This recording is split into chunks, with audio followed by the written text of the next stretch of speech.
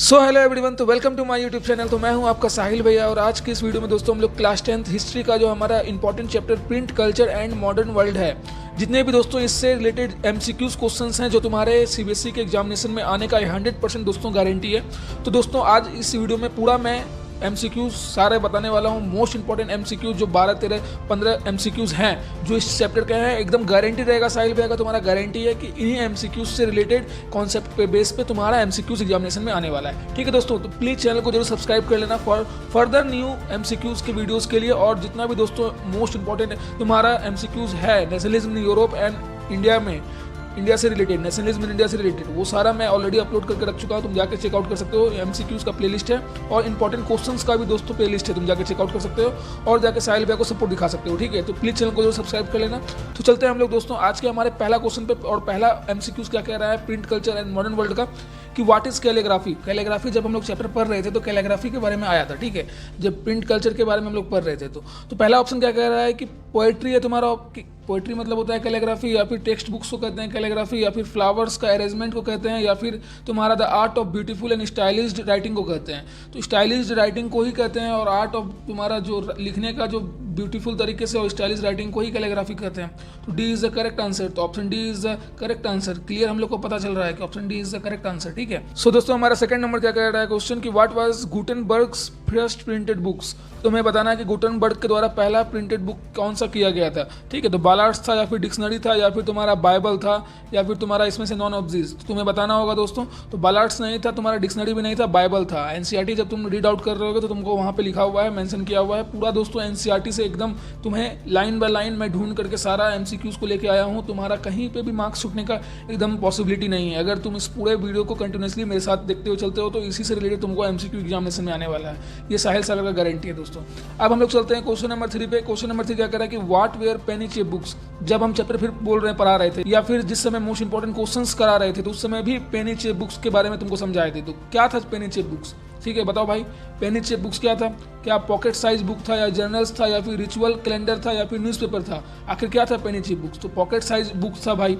ठीक है, सीधी सी बात है, ऑप्शन ए इज हमारा करेक्ट आंसर। जर्नल्स नहीं था, कैलेंडर्स नहीं था, न्यूज़पेपर नहीं था। So option A is the right answer दोस्तों।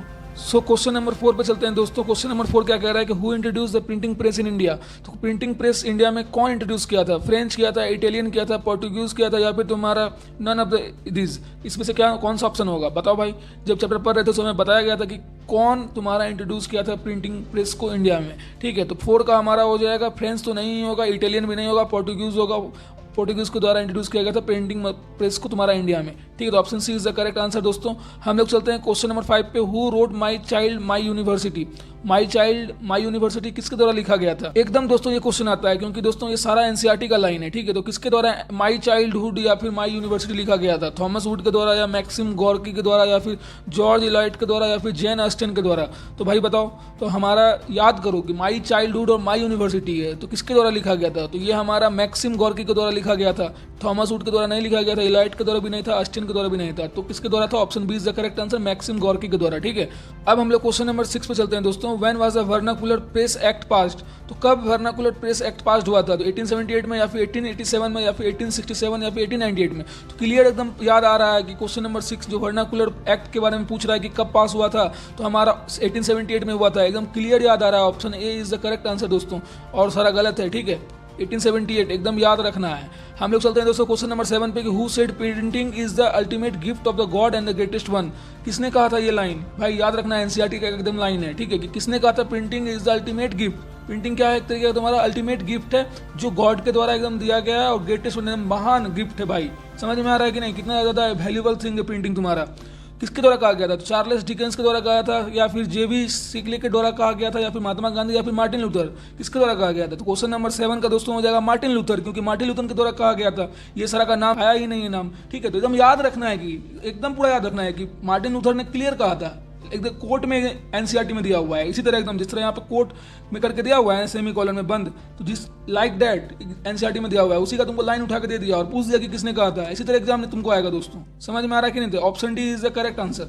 ठीक है, हम लोग चलते हैं दोस्तों क्वेश्चन नंबर 8 पे। Who is the oldest printed book of Japan. तो जापान का सबसे ज्यादा ओल्डेस्ट प्रिंटेड बुक कौन सा था? एकदम इजी है, बाइबल था, या डायमंड सूत्र था, या फिर महाभारत था, या फिर यूकाइको था।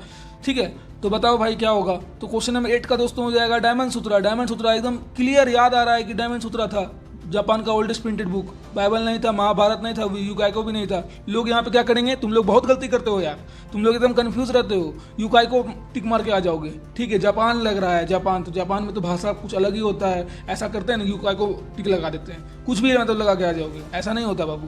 पहला ओल्डेस्ट सबसे पुराना प्रिंटेड बुक था डायमंड सूत्रा, याद रखना, ठीक है। 8 नंबर का ऑप्शन नंबर बी, ठीक है। हम लोग क्वेश्चन नंबर 9 पे चलते हैं। Who wrote 95 thesis.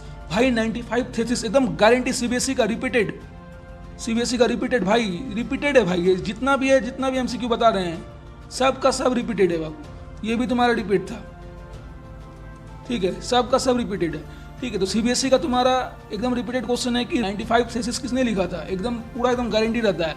Martin Luther ने लिखा था, या फिर गुटनबर्ग ने लिखा था, या फिर जेवी चिकले ने लिखा था, या फिर चार्ल्स डिकेंस ने लिखा था। बताओ भाई कौन लिखा था। तो हमारा क्लियर है 9 नंबर का ऑप्शन ए, क्योंकि मार्टिन लूथर के द्वारा लिखा गया था, सीधा सा बात है। तो दोस्तों हम लोग क्वेश्चन नंबर 10 पे चलते हैं कि हु ऑथर्ड गीता गोविंद। गीता गोविंद किसके द्वारा लिखा गया है भाई, जयदेवा के द्वारा, या फिर राजा राम मोहन रॉय के द्वारा, या फिर तुम्हारा जे हिक्की के द्वारा, या फिर तुम्हारा चंदू मेनन के द्वारा।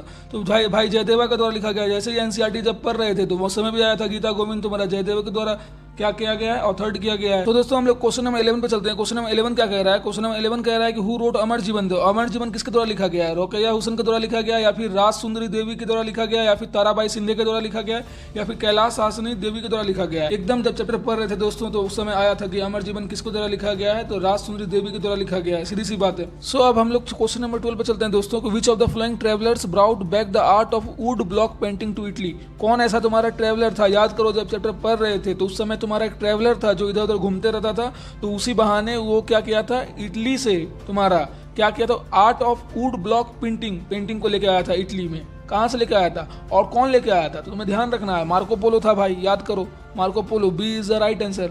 एकदम तुरंत याद आ रहा है, तुरंत art of wood block painting के बारे में जैसे ही आया कि भाई कौन ब्राउट बैक तुमको लेके आया था वुड ब्लॉक पेंटिंग को, तो मार्को पोलो लेके आया था, सीधा सा बात, option B is the correct answer.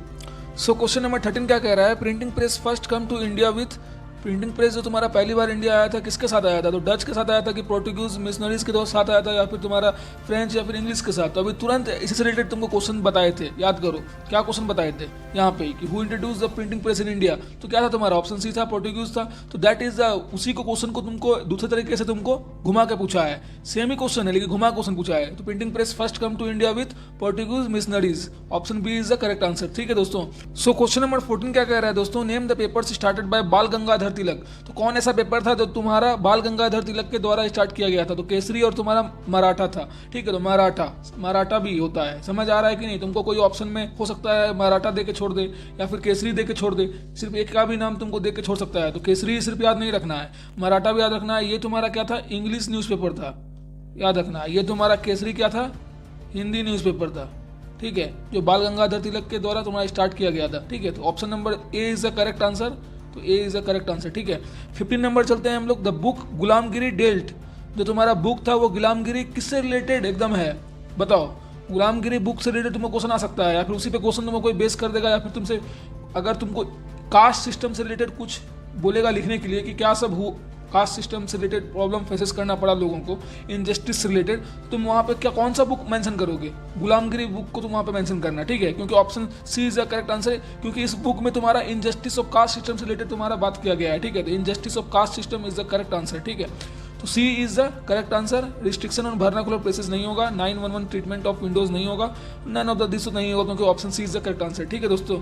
तो दोस्तों यही था हमारा इंपॉर्टेंट एमसीक्यूज जो इस चैप्टर से तुम्हारे बोर्ड एग्जामिनेशन में आने वाले हैं। प्लीज चैनल को जरूर सब्सक्राइब कर लेना फॉर न्यू वीडियो के लिए। मैं तुरंत इसके बाद अब लगातार तुम्हारा वीडियो आते रहेगा नया चैप्टर से रिलेटेड। तुरंत ज्योग्राफी का भी सारा चैप्टर का हर दिन अब वीडियो आने वाला है, एमसीक्यूज वगैरह, ठीक है। फिर ज्योग्राफी के बाद तुम्हारा सिविक्स, फिर उसके बाद इकोनॉमिक्स, ठीक है। सारा का एमसीक्यू मैं बता दूंगा, फिर उसके बाद दोस्तों मैं पेपर लीक भी कर दूंगा, कोई दिक्कत की बात नहीं है, सब कुछ करने वाला हूँ, ठीक है। साहिल भैया के साथ रहो, साहिल भैया जो प्रिडिक्ट करेंगे एकदम गारंटी है वही तुम्हारे एग्जामिनेशन में उठ के आने वाला है, छपने वाला है, ठीक है, हर सेट में, ठीक है, कोई भी सेट रहे।